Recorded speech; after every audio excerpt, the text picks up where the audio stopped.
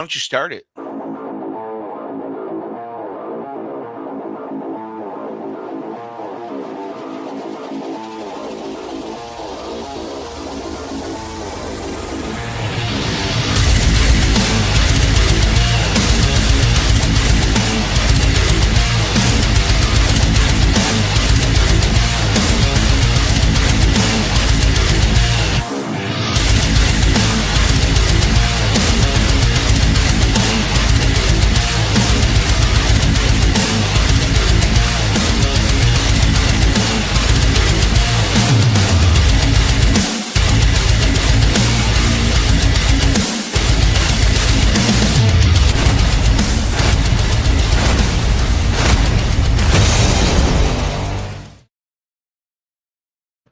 Good morning, everybody, and welcome to the Browns Morning Brew. I don't know why I started off like that.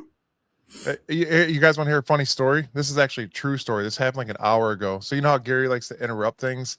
I was at the coffee shop trying to order coffee with my wife, and I forgot my wallet. So I went to go pay with my phone. And who do you think calls me as soon as I go to pay with my phone? None other than Gary Lee himself. But you know what he says then? I call and I just go, "Hey man," because I was calling to find out what was going on for the show. And Mike just goes, "Huh, you're calling me. You're always interrupting. You're worse than my wife." And then hangs up on me. Wait, were you with your wife getting coffee, or were you getting it for her? Yeah, no, I was with her, and then she looks at me because I was all like mad. I was mad. I was like legit mad at that point because I was like, I didn't want to go get coffee, but I did because I want to spend time with my wife. So I went. You're saying all the right things right now, man. Hopefully she's listening. She's not. She's in the other room, and she blocks She me out. doesn't care about this. Yeah, you guys know how that works. We all have significant others. Oh, and then I come home to find out that when me and Gary Lee jump on, that his board caught on fire, and he is over-exaggerating the house full of smoke. No. So it wasn't over-exaggerating the house full of smoke. It was over-exaggerating the smoke. So I live in the back room, basically. So I said the whole house smells like electrical fire, which probably if you go into the rest of the house, it does. But my wife was like, "Oh, you're over-exaggerating." Well, go walk in the rest of the house. It probably does. The back smells like electrical fire. Well, since you're on the other side of the house, did you call her to tell her to interrupt whatever she was doing? No, she was back here. We're all in the back now. We all live in the back of the house now with Gary now. Oh, that's and Albert Bell. Ah, cool. Anyways, let's get into this, guys. How was it? Baseball player. We don't have him locked up here. It's the name of the dog. What I was gonna, hopefully he's not still roided up, or you wouldn't be here telling this story right now. Yeah. That's true. That's true. How is your guys' weekend going so far? Everything's great, man. Gary didn't interrupt my morning coffee, so that's all.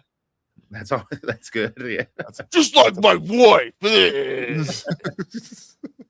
Yeah, I feel like there might be some deeper stuff we got to talk about here than the Browns, Mike. If you want to just open it up to everybody and just get it all out, man, we're here for you. Yeah, we could have like a session today for getting things out.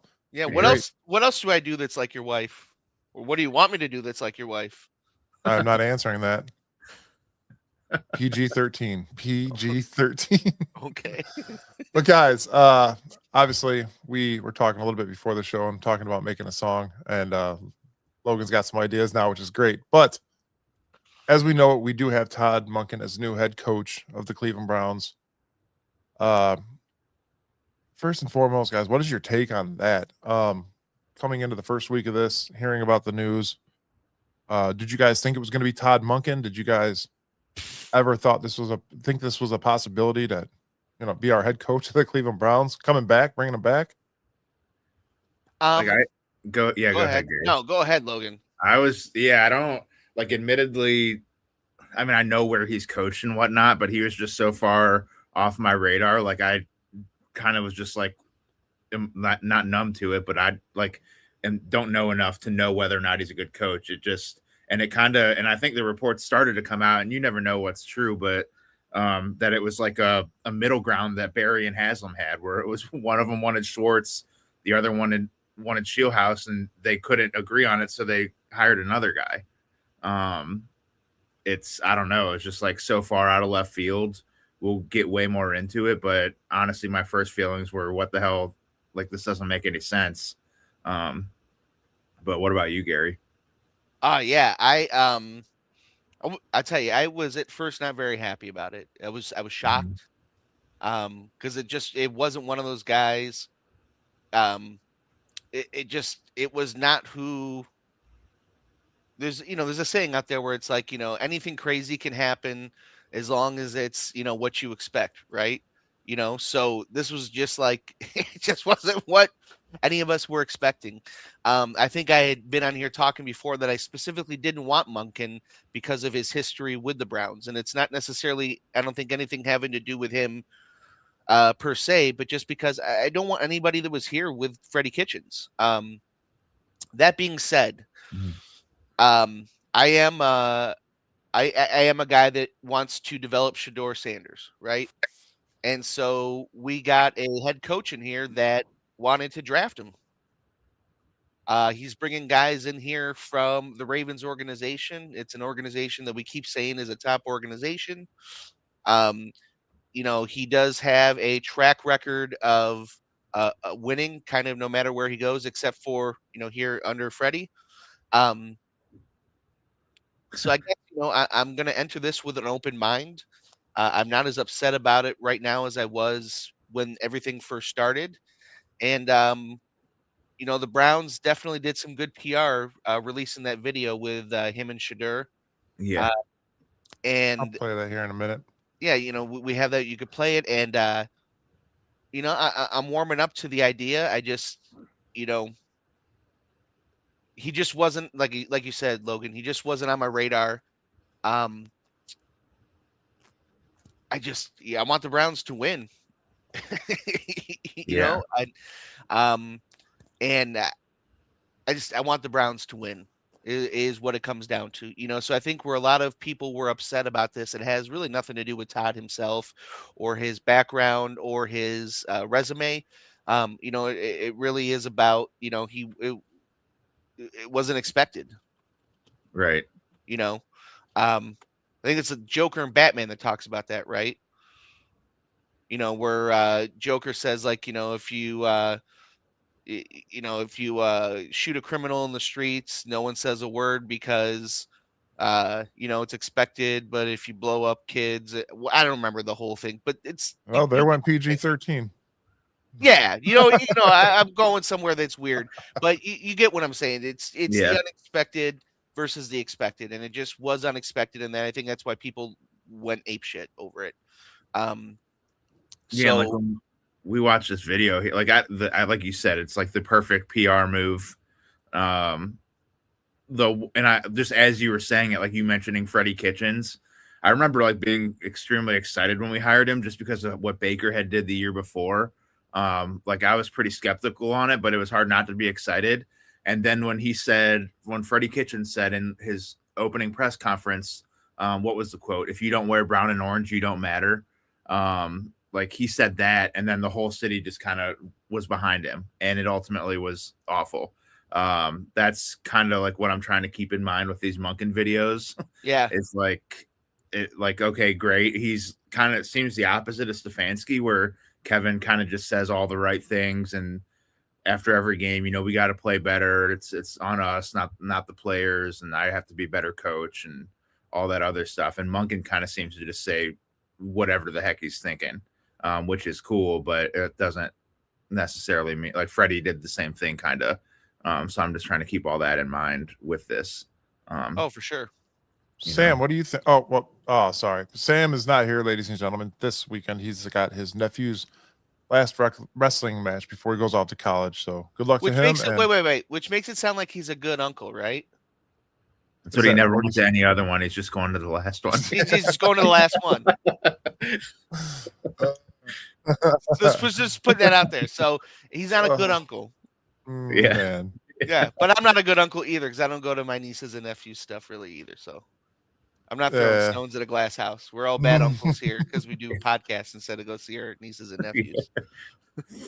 We go do a podcast that 26 people listen to. So thank you, 26 people, for listening so that we don't have to go see our nieces and nephews. We love you, nieces and nephews. and the 26 people. Yeah, add Yeah. 26 people. 24 now. Yeah. Anyways, I'm gonna play this video. I'm gonna play this video of Shador meeting Todd Monken in the Browns facilities, and not the bathroom, just facility. So here we go. What's going in at? Oh yeah. Hello, young man. How you doing? Welcome back to the States. How we doing, man? Good. Yeah, we tried to draft your ass last year. For God's sake. It's all worked out. Yeah, that's You what, remember that, right? yeah, that's what I was about to tell you. Someday we'll get a chance to talk about that. Yeah. Ooh. Awesome. Well, sit down. Someday we'll love get a that. chance to talk about that. Someday. Someday. I was Shador did that like just when the Ravens tried to draft him, he just said he didn't want to be Lamar's backup. That took some balls on his end. For sure. And I'm gonna tell you guys, I was completely skeptical when I first heard that we hired him. I was actually outside my truck at work, and I get back in the truck, and you guys are blowing up the chat. I'm like, oh man, it's really Todd Monken. Like, Dude, he ran over a dog. He was so upset. dude, jeez, man. And Chad did put up a poll on. 4 watchers now. Yeah, We're bad Just uncles dropping. and dog runner overs. dropping like Browns wins. Yeah.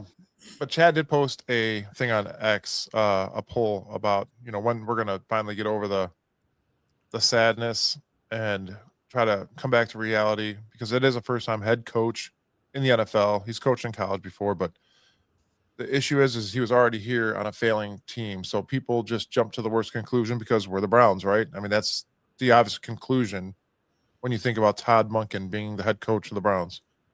But he has had a decent past, but just not with the Browns. But here is Chad's post on X. How long until most Browns fans jump on board with Todd Monken? 30% said by the weekend. 41% said this offseason. 15% said during the season. And 13% said it'll never happen. That during the season could change if we start winning dramatically. That'll obviously climb it. It'll never happen. Those are the sour fans that are just always sour about everything and anything. By the weekend, that's me. I guess I'll put myself by the weekend after you do some research about the guy and figure out, what could happen. I guess the biggest thing for me, the best thing for me is, we're going to be unpredictable. Nobody's going to know what's going to come. The best part of it is we're stealing half of the Ravens' offensive coaching staff. And obviously they didn't make the playoffs, but there's always a but, right? Go ahead, Gary. Finish my No, but. I'm there's always a but. There is always a but, and it's unfortunately the unknown as of right now.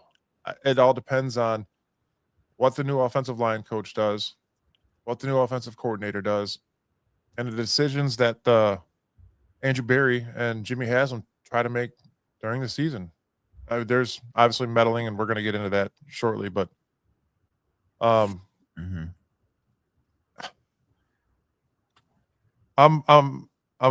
we all have no choice but to be on board with this, right? I mean, it's not like we get to pick who our head coach is going to be. Unfortunately, it's very unfortunate, but there is some upside. There's a lot of upside, actually. It's all upside. It all has to be upside because, I mean, I mean, I would say, like, what's the difference between 5 wins and 1 win? But we know the difference between that. We've lived it. But you really have to. What does somebody hear and say? We're the Browns, and despair sells for this team, right? And that's kind of, where it's at. We have 3 playoff appearances in 25 years. Yeah. I mean, that's what it is, man. And that's kind of what sports is, unless you're a New England Patriots fan or a Yankees fan in baseball. You are a fan, it's hope. And you just have to keep on hoping. And now we have to move towards free agency, and you got to hope that you got to hope that there's an apology check, a financial apology that goes to our guy on the defensive end here that brings him back and keeps him, so we can keep this defense together. Because that was your strength, and that's where we're at. Right. I'm gonna play one of these. Oh, sorry. Go ahead, Logan. No, go ahead. Play what you're going to. I was just gonna play one of the voicemails that we got from Boss Man this week. So before we go there, just so you guys know, if you want to be a part of the show, Shadur from Bishop. If you guys want to be a part of the show, you can comment, but you can also leave us a voicemail at Bearded on the website for the Bearded Browns podcast. I go on the website, and then on the drop-down menu, it says leave us a message, leave us a voicemail. And so we had some folks leave us a voicemail here, and so we have some voicemails here to play you from some of our fans. Here's Boss Man. So the Browns hired Todd Monken. Was it Monken? I don't know. And yeah, he's a good offensive coordinator, no argument there. But this feels like a very Browns move. You did one thing very well over there. Hey, want to come on in and run the whole entire franchise? Monken's never been an NFL head coach ever. And once again, Browns fans are being sold. Looks great on paper. To be determined on Sundays, though. We don't need another interesting idea. What we need is some real freaking wins, man. I am so sick of not winning. We need some real wins. I hope I'm wrong. I always do. But history says I'll know how this ends by week 6. Go Browns. It's the boss man here. See ya. See ya. Is the boss man? Is he on the radio? If he's not, he needs to be. Yeah, it sounded like Macho not, Man Randy Savage for a second there. He is the proprietor of Ohio Championship Wrestling and Melanie Lake, Kim Tam Park down in Uniontown. Nice. Wonderful. So he kind of said it there. I like when he said he hopes he's wrong. I hope he's wrong too. That's all you can do. He was a good OC in Baltimore. He hit that right on the head. I keep going back to, like, I know in our chat we've sent some stats like on what his Monken's offense has done and whatnot. I take all of that with a grain of salt because his offense had Lamar Jackson, Derrick Henry, Mark Andrews, a good offensive line. Like, we said it when Stefanski got fired, man. Like, that was not all his fault. There's no way. I disagreed with a couple of the guys on the podcast about it, but like, you put Sean McVay in charge of this team, and with like that roster that we had on offense, I don't like, maybe we win 6 or 7 games. I don't think they're a 10-win team. At some point, it's like it matters who our coach is, but it doesn't matter until we have a good team. It makes it tough to really evaluate. Like, I don't know if Stefanski was a good coach or not. I don't know if Monken's gonna it's hard to tell when the roster turns over the way it does. And then you got to think, obviously, Lamar Jackson was injured. I don't remember how many games exactly he was out this year, but Snoop came in and looked good too. The few times, that's the thing though, is that like when he goes down, their backups come in and look good.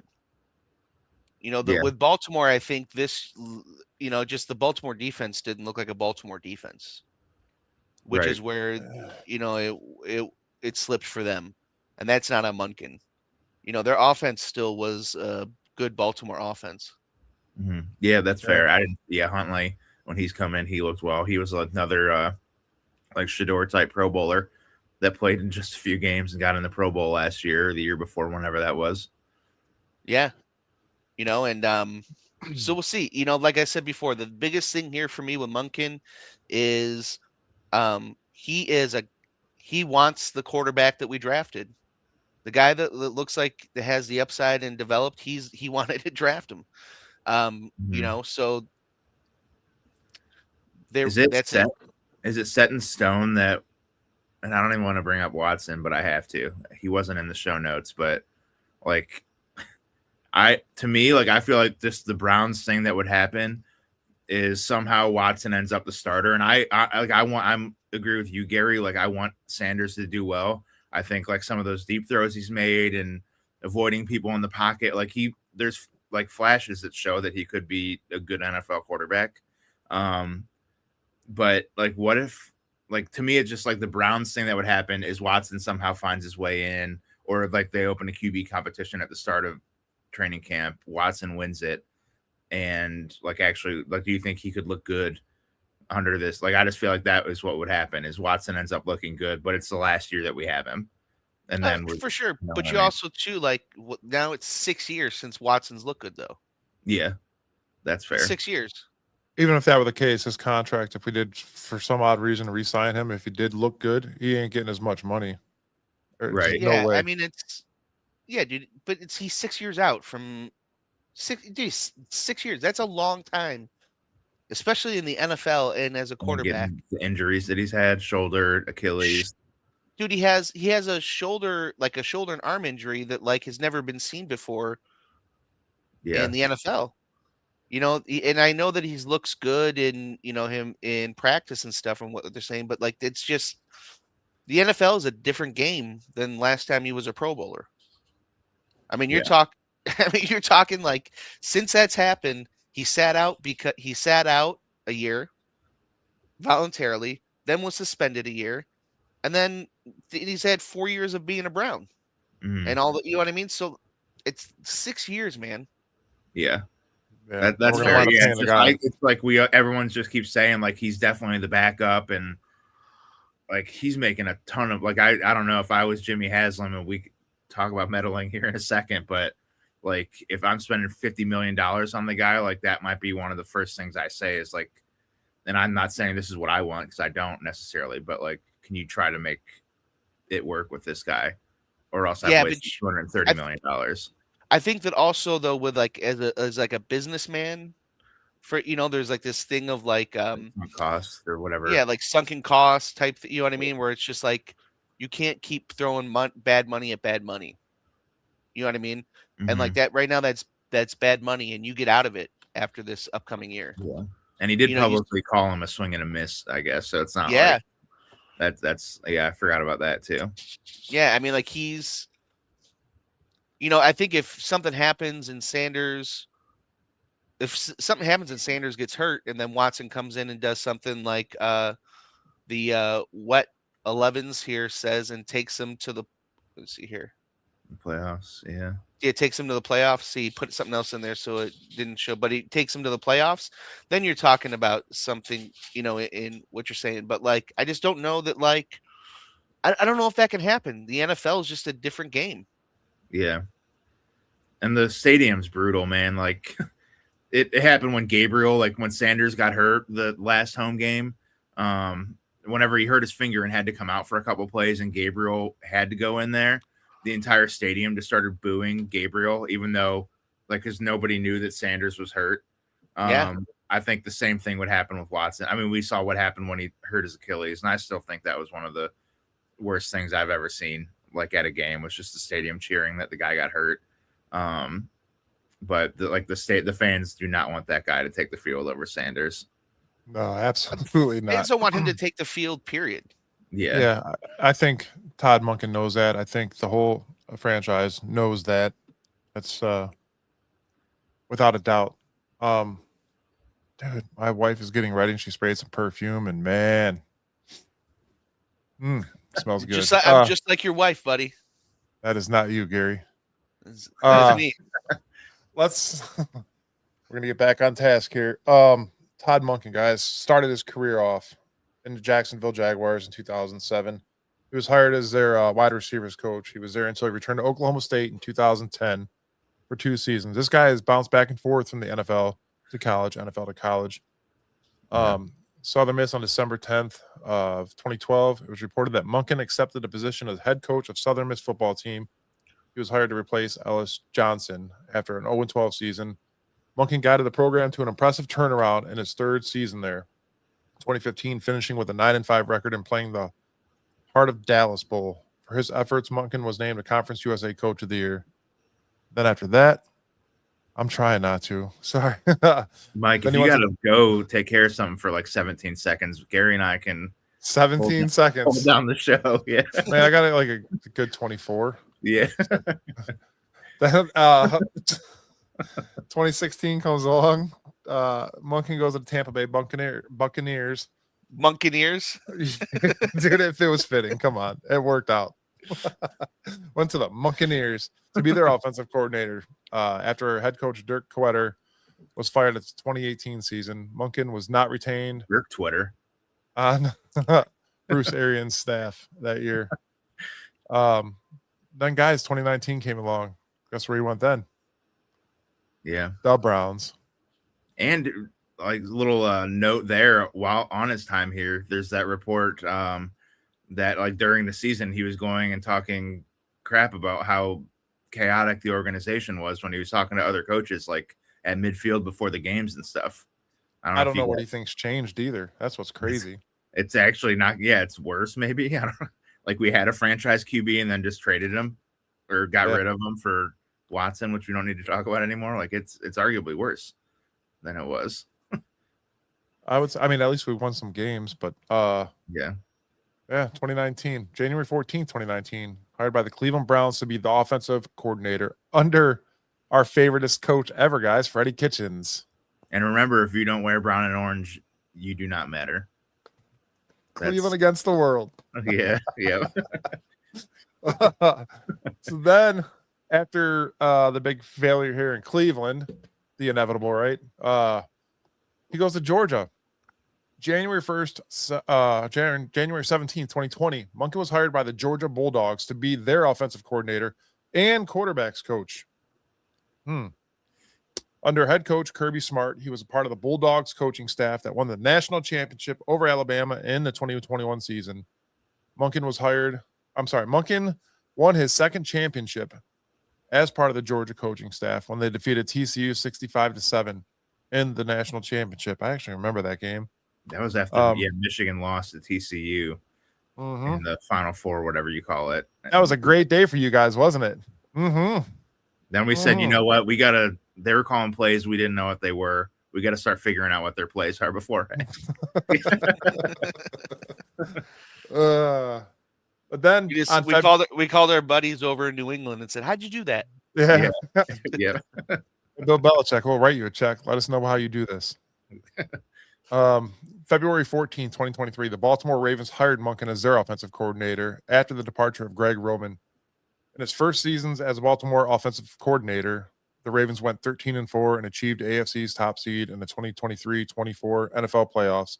However, the Ravens eventually lost to the Kansas City Chiefs by a final score of 17-10 in the AFC Championship game. Doesn't that sound familiar, guys? Oh, man. Monken was widely criticized by the NFL fans and analysts for abandoning. Yeah, that's a new word. Abandoning the team's top. So is that one? Yeah, abandoning that person, dude. Just go take care of whatever you need to, man. The pew over there.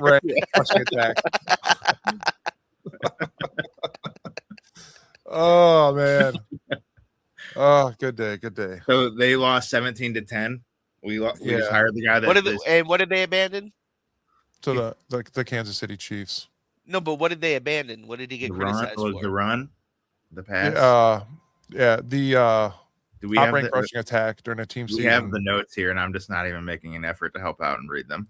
No, you're good, man. I don't even have them pulled up. Apparently, I'm dyslexic today. So you're the reader. But on January 27, 2025, the Ravens signed Monken to an extension. And the Brownsiest thing happened right after that. Cleveland Browns on January 28th, the very next day, 2026. Monken was hired as the head coach of the Cleveland Browns. And I, guys, am going to be optimistic this whole off season because a lot's going to happen. You're going to have the draft.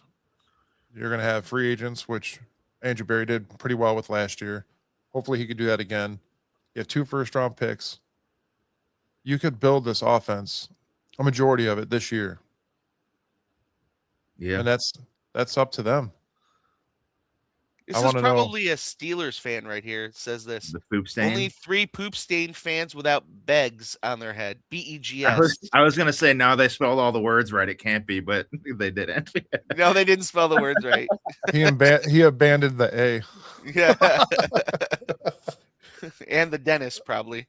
Oh man. I mean, it's hard not to. This is what is crazy about it, though. Like all this stuff happens, and then like during the season, like I was on I guess like the last 3 or 4 weeks of the year, all we do is complain, and rightfully so. Like just how each game goes bad, all the mistakes we made, and then right into the offseason shows. Now we're like, but next year, like we got like they're gonna fix the team this year. I know it. They got all these draft picks. We're coming back next year. And I'm not even saying it's a bad thing, Mike. I'm the same exact way, but it's just like that's how they get us. That's how. Another perk. I'm gonna let Gary read this one since apparently I can't read today. So another perk to the season. All right, I'm pulling up the notes. Where am I at? I got it. The NFL informed clubs today that is projecting a 2026 salary cap in the range of $301.2 million to $305.7 million per club per source. That would represent another significant jump from last year's $279.2 million cap, and nearly $100 million than the $208.2 million cap in 2022. So Andrew Berry's got some money to play with, and hopefully we don't blow it all in one place. That's why I said it. I think Watson deserves a nice little performance bonus. Stop it. Yeah. Or pay him an extra $7 million to stay away from the team for the There's whole another season. song for you to make. Bam. Yeah, there it is. Called Salary Cap Hell. Yeah. What 11 say? We're going to be like the Wild. Yeah, I think it's. I mean, the positive thing would be the AFC North is probably in the worst spot it's been. I still think the Steelers and Baltimore, like they're those organizations. It almost doesn't even matter like what's happening. They're just always going to win their 8 to 10 games, maybe more. But it's like I don't know. It feels more up in the air than it ever really has. Like, yeah, I mean, you got Jesse Minter as the Baltimore Ravens head coach, a new younger guy. I think he's 42, I believe. Yeah. So we'll see what happens there. You have the pieces there, and the Browns just stole some of them, like you stole our team in '95. So yeah, you know what? You might have taken our team for 3 years, but we have Todd Monken, so who's laughing now? Yeah. We have Todd Monken fish. Put that in your pan and fry it. Shots fired. Yeah. Speaking of that, let's listen to another voicemail real quick, Bobby. This is Frank Slampack, guys. Frank Slampack from Eastlake. Hey boys, this is Frank Slampack. I was wondering if you thought Monken would be able to turn Shador into the next Jackson All-Pro. And I was also wondering how much money is it going to cost to keep Schwartz? Man, he had a great defense. Thanks, guys. Frank Slampack from Eastlake. Thanks, Frank. Thank you, Frank. I think the second question, Schwartz. I don't know if he's like he has 1 year left on his contract. So that's been my question, kind of the whole time is like, is he just like saying he's not gonna show up to work? Like, what's the deal? He has a contract. Is he holding out? Like, I know. Yeah, go ahead. I don't think he's necessarily holding out, but you don't want to you don't want to have people come into work that don't want to be there. It creates Mike does it every day. Thank you. Yeah, but you hear the things that they call him at work. You know what I mean? Like it's not a great work environment. I'm a loser, baby. If you know the insides and outs, of what's going on there. And he can go to if another team like the Wet 11s is saying if they want to make him an assistant head coach, they can pull him away. There's ways that he can get out of here. So I think it's definitely going to take a huge financial apology for him to stay here. And you don't want a cancer in that locker room. Yeah. The Browns have had plenty of dysfunction. We've been a cancer, Gary, and there's no cure for it. So we are. That's right. Yeah, that's right. Into the lockers. Yeah. You can only treat me. You can't cure me. It's so. True. I mean, yeah, like the Myles Garrett, like that kind of was the big. Like I've started like immediately, or I guess like this weekend, warming up to the Monken idea, but then also like right when I heard the Schwartz thing, like it was like, oh, like this is the worst thing that could happen. Now I'm kind of thinking like our defense is built so like is there really not another coordinator that can come in and give us a good defense? But like the wrinkle in that is like you have the Myles Garrett where he posted that video of like the lady that's exhausted after a day of work, like he's just fed up with all the BS. Like that would be the main reason to keep Schwartz in my mind. I think there's other DCs out there that can come in and Myles Garrett will still get 17 to 25 sacks a year and we'll perform well. But if the players on the team want Schwartz there, then it's almost like you have to find a way to keep him, and Monken has to find a way to mend that relationship. Boom. That looks like that picture. Myles Garrett sitting there and just saying, what the hell am I doing with my life? I mean, what are you doing? You're making what? $30 million a year. Well, that's where now I'm worried because the Super Bowl is back up, and last year, right this week, is when he went on his little media tour, bashing us to anybody who would listen. But then he signs this extension, so I'm wondering, like, I still want to know what they told him, unless it was literally just about the money. But he kept saying in every interview, like, it's about more than the money. Like, I want to compete for a championship. And then 2 weeks after he says that, he's signing a deal here. And did that make you guys feel like LeBron James all over again? Kind of. Like I was like embarrassed. Like it was almost just another one of those things where it was like embarrassing to be a fan where somebody's just shitting on us. I didn't think so because LeBron literally was all about the championships. Yeah. In the NBA, he could have staying in Cleveland, the way the NBA is structured, staying in Cleveland, he would have made the most money. And he keeps choosing to go into different franchises. You don't make the most money. You make the most money re-signing with your home team. That's how you get your Supermax contract. LeBron is. They changed that rule. His thing is. What's that? You're right. He would have still made more money here, but they tweaked the rule even a little bit more after he left to make that Supermax for the home team worth much more money. Even more, yeah. Because they wanted these guys to stay. Like LeBron is, if anything, he's a ring chaser, not a money chaser. Yeah. I don't think it wasn't similar in the way they're like leaving the team or demanding to leave it. It was just similar in the sense of like, we're proud to have this player on our team. And now he's like either making an ESPN special, which was insane.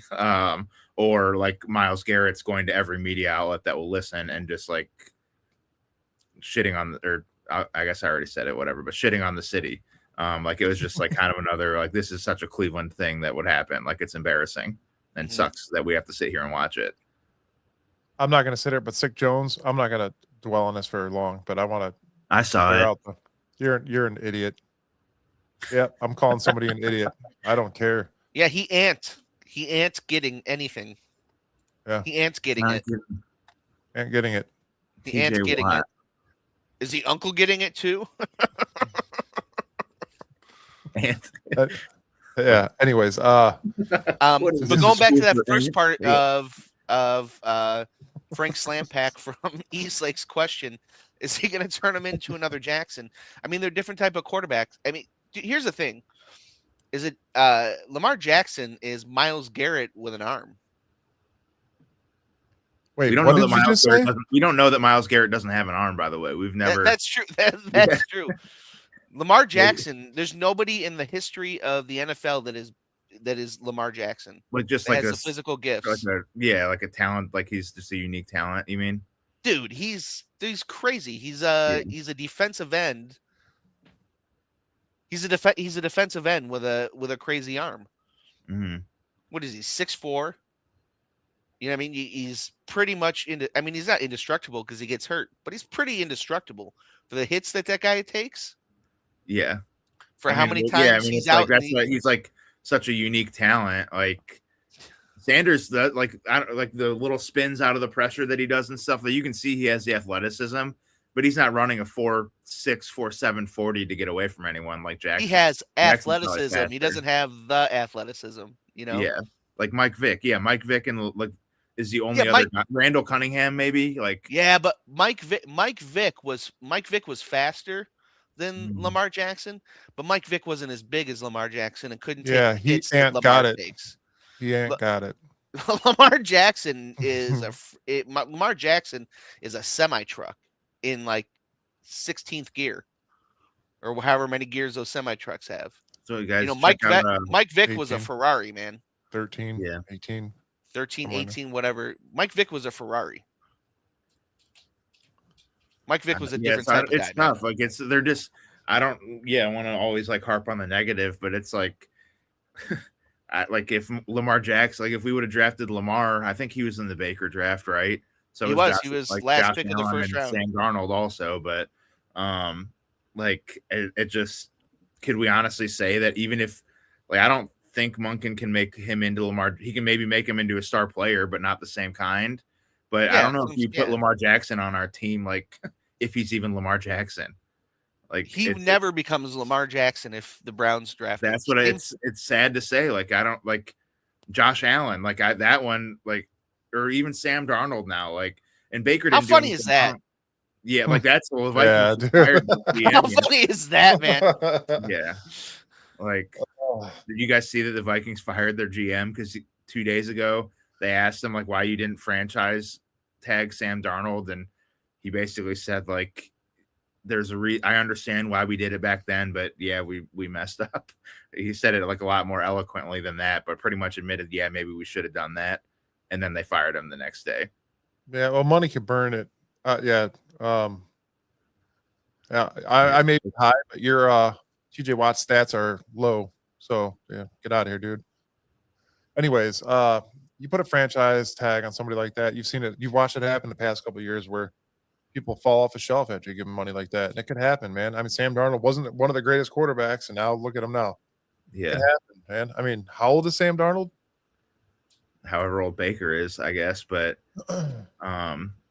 yeah, it's tough because I mean they're in a not that we don't turn it into a Vikings show, but they drafted JJ McCarthy, who even I'm like a Michigan guy, and it's like they drafted him 10th overall or something, and it was like Michigan never passed the ball too much when when he was there. It was just like they pretty much pushed Darnold away to make room for McCarthy, and McCarthy hasn't been that great. And now the GM that drafted McCarthy's gone, so who knows if they're even like married to McCarthy anymore. Like I don't. So yeah, this is the start of me pushing to get JJ McCarthy here in Cleveland because we need no we need more backup quarterbacks. Please. All right, so now we are high apparently. Yeah.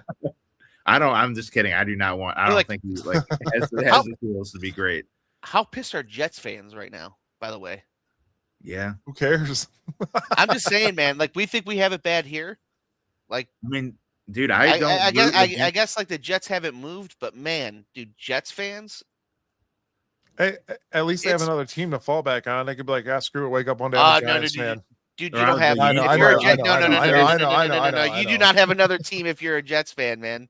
That's not how. That is not how that works. The Yankees are starting soon, and they buy their championships, so we'll be okay like that. I mean, the Guardians are doing all right, but so they're like whenever I post any of these like stupid parody songs I do, there will be people that comment like someone will comment and say, "Man, like I'm a Ravens fan, but I felt this one," and it's like, no, you don't. Like you don't know what it feels like to be a Browns fan. The only people that I agree with are the ones that say I'm a Jets fan, like that stuff. Yeah, I man. feel like you guys are in the biggest market in the world and you still suck. Like that's crazy. Yeah. It's like Jets fans and Knicks fans are like the ones that It's like, man, yeah, that does kind of suck. Yeah. It's like, dude, if you're a Knicks fan, dude, you play in Madison Square Garden. Yep. And this is, you know what I mean? Like, I feel you, dude. Yeah. It's you know what I mean? Yeah, like I don't like root like the Jets fans have to be mad about Darnold.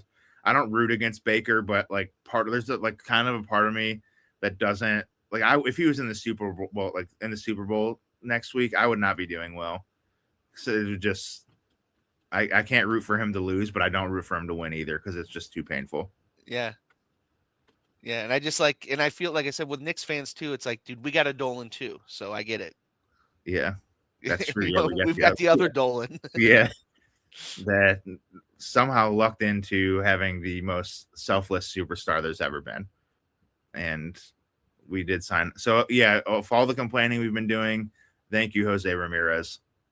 Thank you. Yeah, don't talk about that because Gary will change his dog's name immediately and start talking about baseball right off the Get bat. out of here. There's only one Albert Bell, and he's sitting right next to me. Yep, Albert Bell kidnapped. I see it on Channel 19 right now. Guys, we know one of the biggest problems with this team coming into this year, besides the coaching, obviously, was the offensive line. And Mike Bloomgren, the old offensive line coach, is gone, and now we have George Warhop, a 29-year-old veteran in the NFL. Again, a Raven that we are bringing here. His 29th season coaching the NFL level, and his second Baltimore offensive line coach.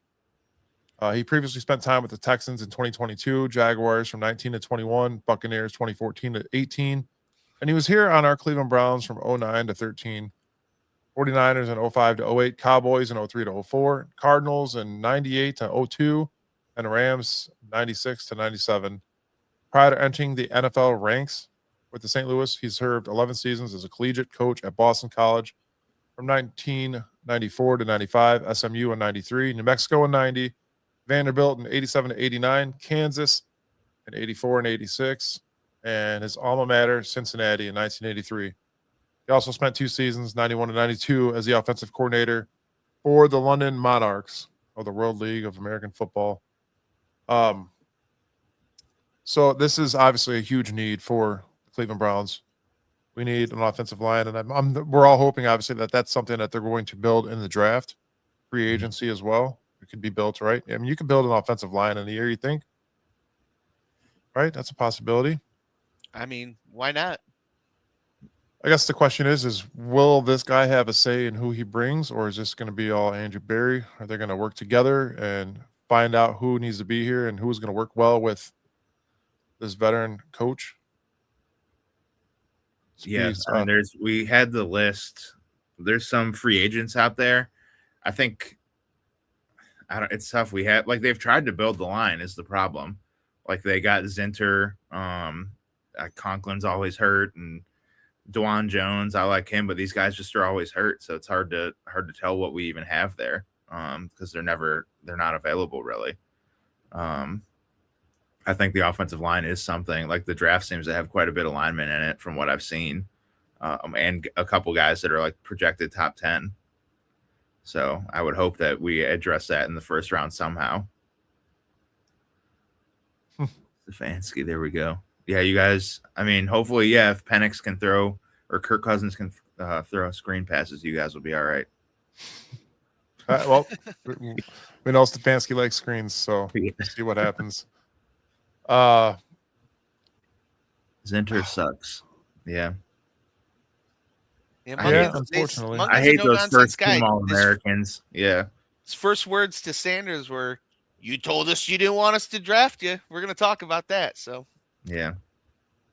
We'll see how this goes, man. We're talking about Sanders here. We did have a voicemail about Sanders from Henry from the Winkin' Lizard in Beechwood. I love the if you want to play Lizard. that. Well, my friend, well, hello there. Well, hello there. I don't know anything about Todd Monken. I could say taking away from the Ravens is a plus, but what are we taking away from when they didn't make the playoffs? So, if we win with them, cool. If we don't, hey, prime time.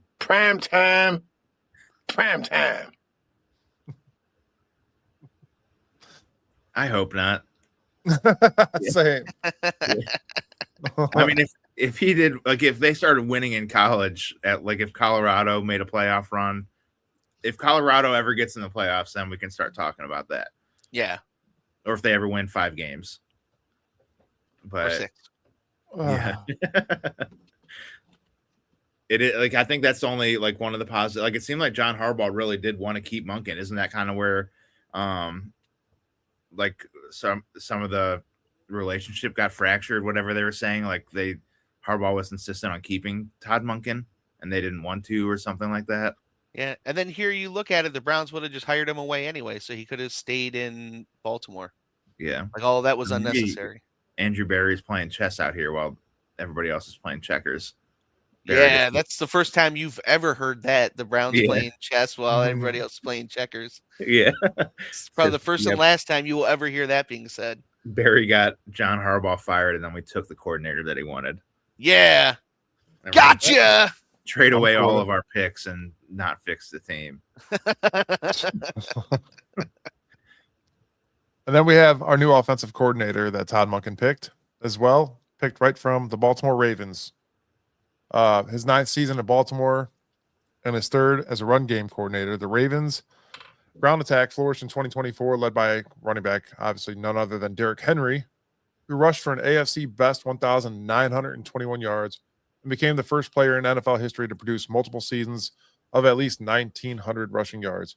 Since joining the Ravens in 2017, when he started his NFL coaching career, Switzer has worked his way up to the top with his offensive coaching staff, serving in several roles and assisting with the wide receivers, tight ends, and the run game. In 2024, Ravens running backs led the NFL with the yards per rush at 5.6 and rushes of 20-plus yards, 21, while also finishing the top 5 in rushing yards with 2,210, 3rd in the NFL. Scrimmage yards, 2,814, 3rd in the NFL.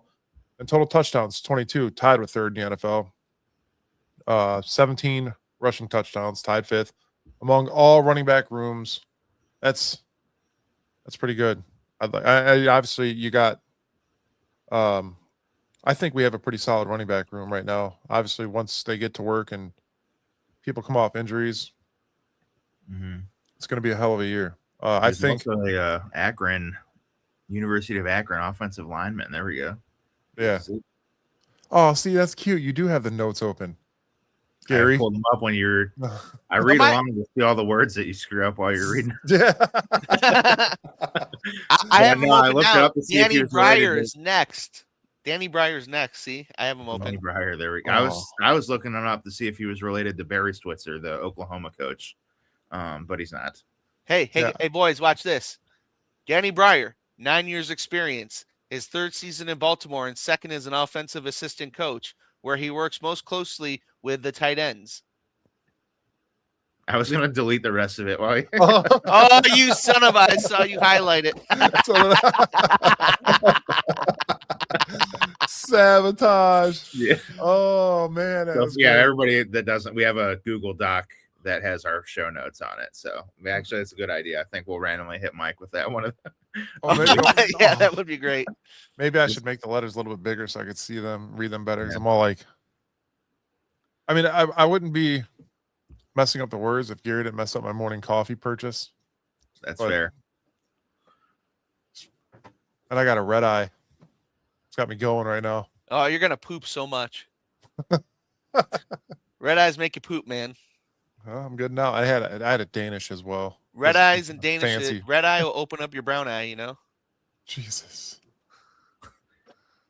This is the insight that I don't even know how many people are watching now. What? Probably 3. We got 81 right now. 82. So the brown eye opened up the viewership too. No, it did not. Shut up. So in 2023, he performed duties as an offensive quality control capacity for the Hold Ravens. on. We're not even. No, we got to talk about. I think the guy that we were talking about, what, Switzer before that? Our offensive coordinator, Barry Switzer. We hired Barry Switzer Travis from Oklahoma. Switzer. We know you could read. Thank you. I think these numbers look great. Again, it's kind of like the Monken numbers. It was Derrick Henry. I think I could have been the running back coach, and Henry still would have had his 1,900 yards. You know, so we'll see. It's tough. Like, all this stuff looks great on paper. I think what you were saying, Mike, we do have a good running back room. I mean, Judkins will probably be back in the early part of the season. I think they were saying, or before the season. They said I think he'll be ready for camp and all that as well. Yeah. Okay. And yeah, I know Angel said it on the Tuesday show, like Samson, something that, or no, it was when he was talking to the Jaguars guys, that like Samson was pretty underutilized. He had a really good, like, I think that first game Samson did really well, and then you never really saw him again. That was the Stefanski way, man. was super weird. Yeah, and then we had this other, what was it, Rocket Sanders? I hope that guy's on our team. Yeah. So Whatever happened to the guy that the homeless guy from that was the kick returner? I thought you Giuseppe? meant the one that told us that, what did he say, to draft Baker or hire for, there's a homeless guy that told Jimmy Haslam to draft somebody, so he did. Or was Draft it John Manziel. Manziel? Yeah. Yeah. No. I'll Giuseppe. Remember he was on Hard Knocks. Giuseppe, the kick returner guy. Yeah. Yeah. Can we bring him back too? Might as well. We need Anthony a kick Schwartz, returner. he runs fast. Yeah. Oh, let's bring Josh Cribbs back while we're at it. We might as well. So I mean, it looks, if anything, like a lot of these guys, if they were in Baltimore, like, I don't know if it's how football really works, but just having guys that have been in a successful organization and all like in that organization together, maybe they can kind of bring some of that here. But then that's where the whole Jimmy Haslam meddling and Andrew Berry, like, nobody knows who does what in the building. I don't know if having these guys that have all this experience in real organizations will be allowed to do anything about that. I mean, the good thing about having a new offensive coordinator and Todd Monken is who's going to be calling the plays. I think Todd Monken already said he's going to let his offensive coordinator do the job. I'm like, cool with that. Yes. Do you guys see the clip of him talking about that, or the, like, just how everybody complains about the play calling, and he just kept saying, like, my wife hates the play calling after game, like, just was pretty much acknowledging, like, that everybody has the right to complain after these games, not the same BS we heard Stefanski say a million times. Yeah, and hopefully when you see 8 men in the box on the defensive side, we're not going to run the ball right at the middle and just get 0 yards or negative yards. Or that's what I want to change. They have Derrick Henry in there, and Derrick Henry would get 8 yards even and run over 10 guys to get that 8 yards, but we don't have Derrick Henry. That could be a possibility. I don't know. See, we'll 8 men in a box. I just want to make a Mrs. Fair, Mrs. Wilkes joke. You know what I mean? Jesus. Oh, the Fair Files. Oh boy.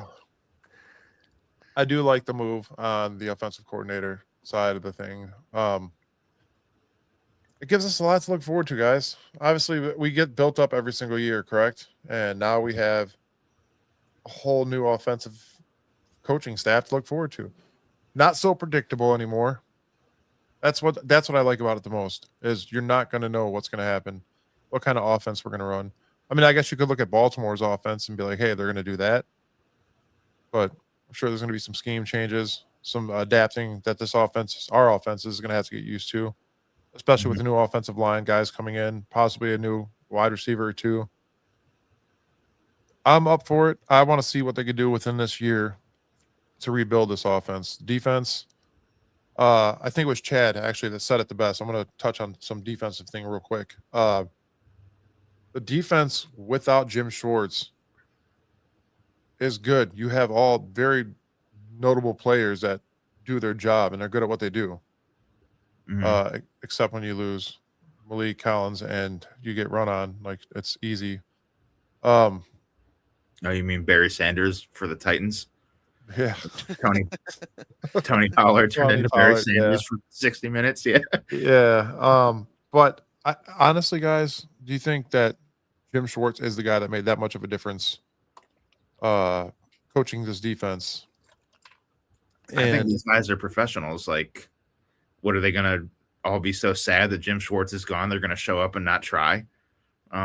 Like someone like Swessinger or like Miles, I guess, is an entirely different thing, just because he might want to go win championships. But I don't know. There's got to be, like, there's other defensive minded people that can fire the team up. Like, Jim Schwartz isn't the only one. Yeah. And that's what I'm saying, guys. Stay open minded during this off season. A lot could happen. It's the unknown right now for all of us. Yeah. We are all in the unknown. And I mean, don't believe everything you see on the internet. I can tell you that. Is that were the case, man? Or everything you hear on the radio and everything, you know, it's not all of it is true. Yeah. If it's Tony Grossi, then you know it's 100% true. I trying to say that with a straight face was pretty tough. I was trying not to laugh. Listen, Get they Anthony play your some- songs, so you better be nice. That's Ooh. true. That's Oh, right. But they never asked me to play them, so it doesn't really matter. They just do yeah. it. Where's his royalties at, Gary? Yeah, You're gonna pay his royalties? Yeah. ESPN Cleveland, more like stupid faces stealing songs, Lind. ESPN Cleveland. I'm out of here. Yeah. Yeah. Real quick, while Anthony Weaver is a good idea. Ken McDonald. I like that one. real quick, Yeah. did I see that you're gonna be in the Cleveland Comedy Awards? Yeah. Yeah, they reached out to me after one of the songs I did. So I'm interested to see. Like, I don't know what I'm going to play because they're all like specific songs on Browns games. So it's like I can't be like stand up there and say, here's the fast car I did when the Browns lost to the Titans in November of 2025. Yeah.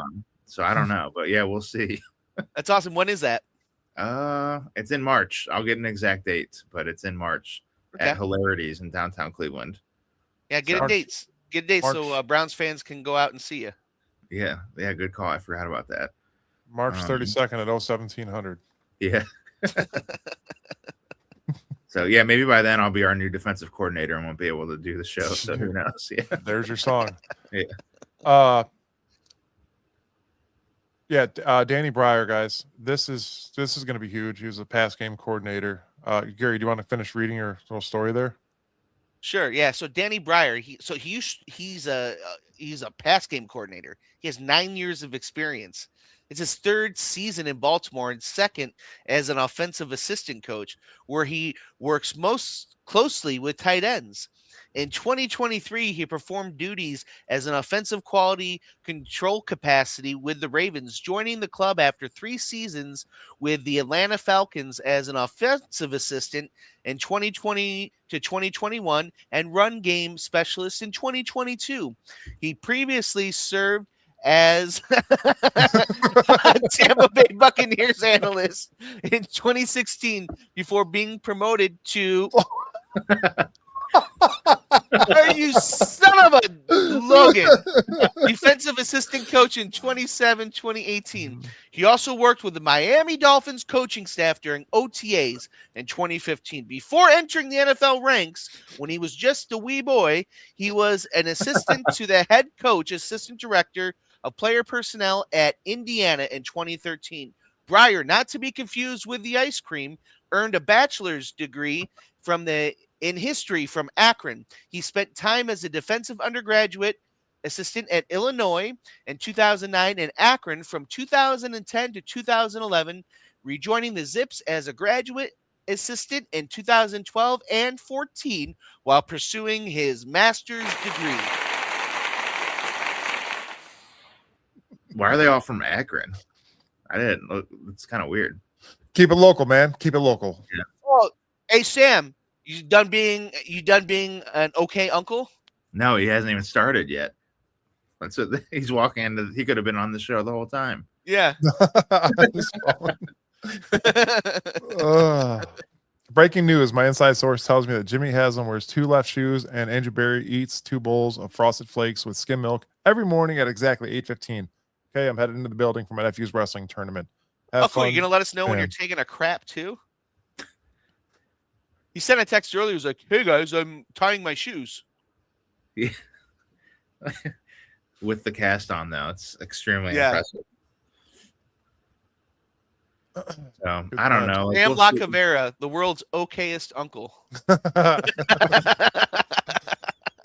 Anyways, guys. So it's his last, like we said, it's his nephew's last wrestling tournament. He's And making a and show Sam's of it. first. Yeah. Sam's never been to any of the other ones, but he's making sure the world knows that he's at this one. Oh man, we are the okayest friends.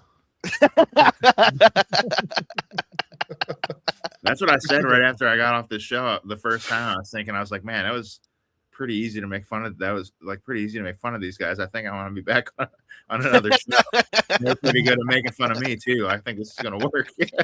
That's how we have fun, man. Yeah. What we got to do, have fun.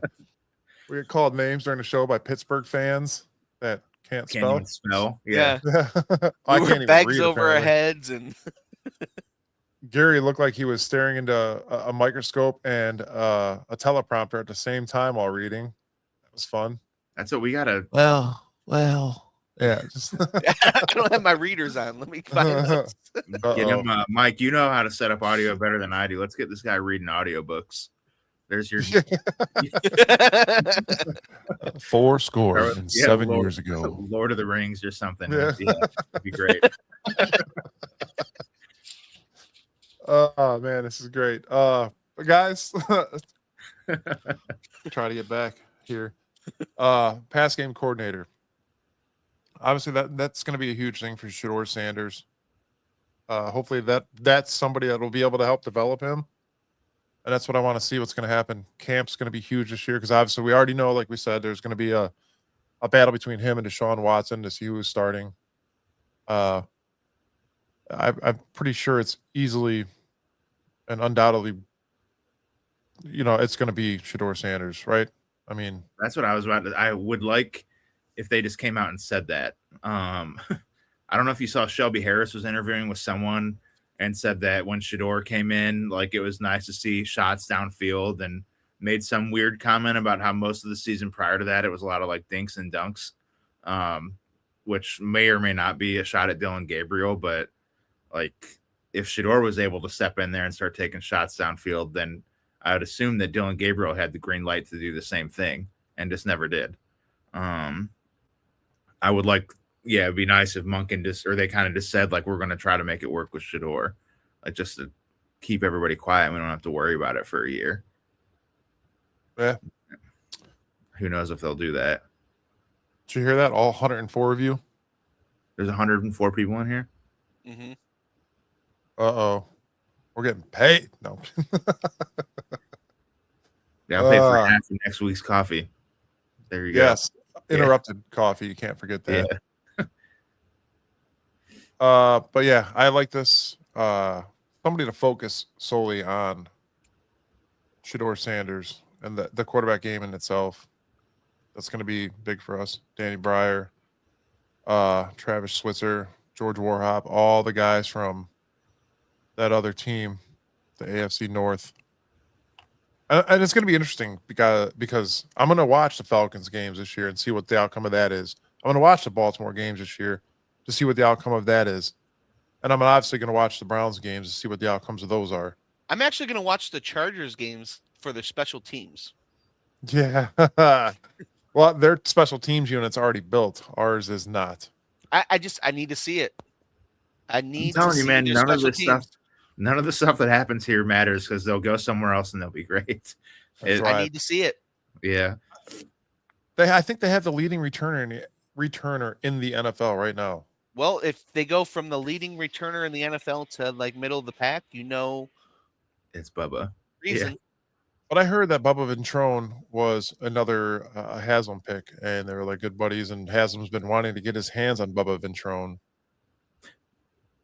And I'm glad all of Cleveland is glad he's gone, right? I mean, yeah. We don't like guys named Bubba here in Cleveland. Yeah. Unless his name Baker, Bubba Baker. Great Sam part. uses the word but we didn't treat him very well either because he had to shut down all his rib restaurants. So that's they a bummer. were decent ribs. Yeah, but where's the restaurants, dude? We didn't treat him very well. Oh, we need Sam on here to tell that story live on air again. Yeah. That's what he's at. Making his amends by going to nephew's wrestling tournaments to make up for what he did with Bubba Baker. I don't think that was meant to be told live on air, buddy. No. There's some things that just slip when you're live. That's why I think I might have to start recording the Saturday show to edit out some things. Yeah. We didn't go into detail. It doesn't matter. Steve says he was hired by the Rams, not the Chargers. Whoever. I thought he was hired by the Chargers. I think it was the Rams. It was the Rams. It is the Rams. It was the Rams? I wasn't even paying attention to what you said. Return man actually dropped that punt in the NFC Championship game, and now they brought in Bubba to fix him. Yeah, okay. I heard Bubba Ventrone, and I was like, it's kind of like hearing Jed Wills. That name just irks me too, but yeah, we're there. Yeah, guys, we're gonna be live this Tuesday, actually. We're going to have a special guest, Ken McCusick on the show from 105.7, the Big Bad Morning Show, film study analyst. We're going to go over Todd Monken with him as well this Tuesday at 7:30. We will be live to talk about that. That'll be Chad, Angel, and myself, maybe, depending on job stuff. Because it's this time of year where my job just sucks even more than it does every other day. But anyways, And if you guys need a tow, just make sure to hit the chats up live in the show. Mike will leave the show and go and tow you. Yeah, Mike I likes forgot that. happened. Yeah, Mike likes when you hit the chats up in the middle of the show for a tow. let's go back to everything we said about believing everything you see on the internet or hearing. That's not one of them. Yeah, It's not. That's Mike. not it. If you need a tow, just hit Mike up live in the show. All right. So I live in Atlanta, and they aren't happy about Stefanski. It's a meh type of hire. I could tell it was a meh type of hire when you guys set up the interview with him walking in the building and you saw him freeze frame, and then they went walking along. Yeah, could I cuss? I'm like, dude, come on, for real. Make it at least look realistic. Listen, Stefanski's whole existence here was meh. That's what they don't know how to feel about the hire. We didn't know how to feel about him while even winning Coach of the Year awards. It was like, I don't know. You didn't know how to. And the thing is like when he got fired, we were upset, and it wasn't because we were like, I'm really upset about losing this great coach. It was because we didn't know how to feel about it. Yeah, you didn't You know know, who because was he going to was want a to come two-time here. coach of the year, but those were his winning seasons. Who's going to want to come here? That was the biggest. That was did we fire him and not have a better option type thing? Yeah. Oh, we had plenty of options. Just options did not want to come here. They didn't want to. Yeah, they didn't. Well, then they're not an option for you. You know. Yeah. It's like you break up with a girl who's like mid, you know, and it's like just because there's prettier girls out there don't mean they're an option for you. Yeah. You know. There it is. Yeah. That's it. And I know, you know, Mike's never had to worry about that, you know, but guys like Logan and I, you know, we gotta. I just like watching the Browns, man. Just like watching the Browns. Is it because it's been so miserable? Is that why we love this team and we can't just step away from it and we watch?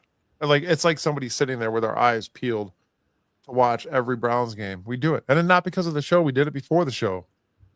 That's what I'm saying. Like it's what drives us about this team. You know, if we stop watching one year, that'll be the year they're good. It's the way it works. Yeah. I think it's FOMO. I think it's, you know, our dads, a lot of us. Yeah. You know, my dad was a little boy when they won. I mean, he wasn't living here, but they were still like. Oh, he didn't come home? No, he was living in New York. He was a Giants fan at the time. But when he was growing up, though, the Browns. But he's a diehard Browns fan. He moved here in like 1960 something, you know, in the late 60s, and you know the Browns really were his team, and you know till he passed, and you know the Browns were the class of the NFL for him.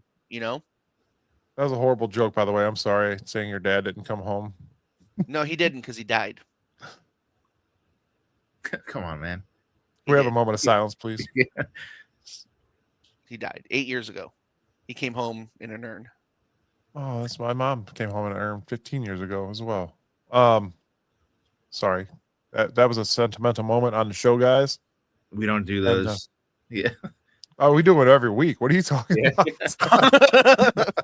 Anyway, but the point is, but I think a lot of it has to do with like, you know, so, you know, I think a lot of, you know, they had that sentimental attachment, and then we see the joy that the Browns brought them, and so we chase that.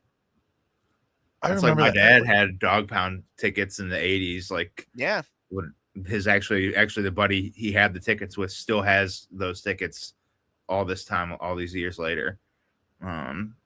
It's just, it is what it is. One day they'll be good, maybe. If not, we'll still be here. Yeah, I remember every Sunday was football Sunday. Crock pot full of chili with my dad. Him drinking a couple beers, watching football. And I remember being so annoyed by football because we'd watch every single game. And I'm like, Dad, does football ever end? He's like, yeah, eventually. And then we're Unless gonna be you're on a miserable the rest podcast of the about year. it. Yeah, Yeah. and then here I am. Yeah. Well, I think too, it's like as a kid, football is such a gift because as a young kid, you just don't understand it, and it takes so long to like understand football. And so once you do, then it becomes like a gift, almost. Mhm. You want to hear? So you guys remember us growing up? We were always outside, and that's changed a lot to today's terms of playing outside, where everybody's playing video games or on their phone now. But when I was working one day and I drove by Baker's house out in Westlake, and this reminded me because there was a field. He lived right next to the Cheesecake Factory out there.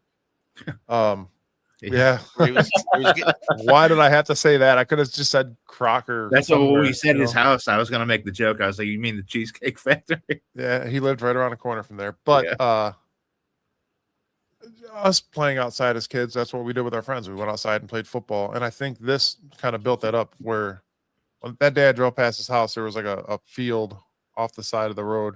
And I saw a bunch of kids over there playing football, probably, I don't know, 500 feet away from Baker's house. Mm-hmm. That brought back my childhood because you don't see that often anymore when you're driving around. Kids outside playing football, the streetlights come on, you got to come in, all that. Everything's changed. Football's changed itself, so it's just man, why are we getting so deep at the end of the show? I actually have a song that I started called Streetlights, and that's exactly what it's People about. It's like growing living up. just to find emotion Yeah. somewhere out there, Journey. somewhere in the night. He's mumbling Journey quotes. Is that in the notes? Yeah. What is this? Delete them. Delete them, Logan. Delete it. I'm sorry, Logan. You're being serious. Go ahead. Talk about your song. No, I was just saying like the streetlights, and we'd go across the street to a park and play football, and then when it got too dark, the streetlight would come on, and we'd go and play underneath the streetlight, like right out front of my house. But I have a song coming out called Streetlights about how like in the 80s and 90s, like your parents would just say, "Come home when the streetlights come on," and that's the chorus of the song, something about that. So it's just we'll have to. Maybe I'll make it more about when the streetlights come on. Go take a girl to the Cheesecake Factory like Baker did. And get topped off in the parking lot. Go park under one of the streetlights. This week's special cheesecake. Yeah. Oh, man. And if you want to get topped off in the parking lot, go see our sponsor, Lego Heads. He'll make you look crispy. And then ladies will be lining up around the corner to top you off. Thank you to today's sponsors, Doug White, Allstate Insurance Agency. If you guys need a quote on anything at all, give them a call. And if you get an umbrella policy there, ladies love guys with umbrella policies. Angels, get ready to find us new sponsors, man. Yeah. Ladies love umbrella policies, and they really want to top off. You guys go to clevelandketchup.com. Check out all their condiments. They got mustards, ketchups, mayonnaise. They have potato chips as well that are really top good. Off your hot dogs with Cleveland ketchup. Yeah. Or top off with the bearded. Use our code. Sauce. Use our code bearded for 10% off your order. Okay, and then if oh gosh, yeah, good. It's been fun, guys. I'm glad you guys had me on the podcast. If I'm not welcome back, it's okay. Yeah, no. It's Lego Heads Barbershop and Saloon, located in Berea, Ohio. Beautiful Berea, Ohio. Go check out Marlon. He will fade you up before you. Yeah, that's it. I'm go out to there. You might see some Browns players drive by. No, man, what a good ending to the show. Lego Heads Barbershop Saloon, located in Berea, guys. Go check them out. Go get topped off it. Bearded Bastards barbecue sauce. Check out their sauces, guys, and use our code bearded15 for 15% off your order. Got some good stuff over there, and he's got coffee going as well. And today's show is brought to you by The Land Media Group. check them out. Give them a follow on Facebook and X and all the other fun stuff, YouTube. Oh, man, what a show, guys. What a show. And then Sam, we need I, you I back, might man. be We I might need be you live back. streaming today on the dump page for the Royal Rumble. AJ Styles' last match. We'll see who is punching their ticket to the main event of WrestleMania. So join me there.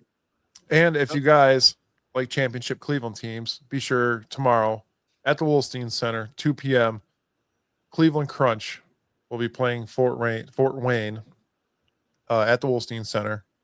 Get out there, bring your family. It's a ton of fun, guys. It's action-packed soccer. Give it a shot. You won't regret it. You'll love it. It's a good time, good food, good plays, good team.